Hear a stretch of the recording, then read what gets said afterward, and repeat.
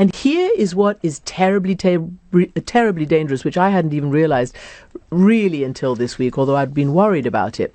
When Donald Trump accuses the mainstream media of being fake news, or as he did earlier this week, says that CNN International is just as bad as CNN USA and is, biased against me and representing the United States in the wrong way. Well, when that happens, other despotic and authoritarian spokespeople and leaders start doing the same. We saw it in Egypt. We've seen it elsewhere as they try to shatter our credibility. But more importantly, in a conspiracy-filled world, which many parts of the world are, they actually believe that if the president with the greatest access to intelligence and information and technology, if he can say this, then surely he must know something. Surely he's right. And that's a real problem, isn't it, for organisations like CNN? Because if he constantly dismisses it, he tweeted the other day, boycott CNN fake news. If you don't have access to the same information that other people do, the same spokespeople, because presumably the White House press secretary doesn't really talk to CNN very much nowadays.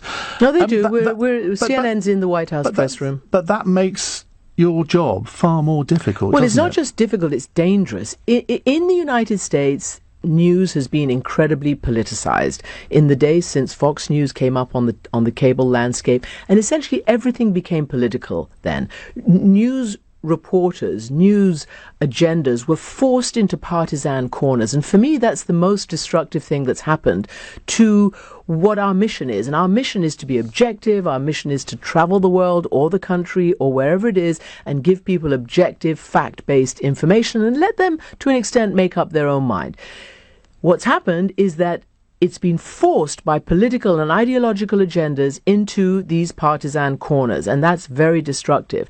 So that's one thing in the US. But then again, as I say, outside the United States, where there is not the same tradition of a free press, of a safe press, of a objective press, it's even worse, because then the conspiracy theories mount, and it puts us in physical danger, in absolute physical danger, because when we're in the rest of the world, like, I don't know, let's say a Russia or an Egypt or a Mexico or wherever, Philippines, wherever the press is at risk, this puts us more at risk because it gives those authoritarian leaders, an We will make America great again.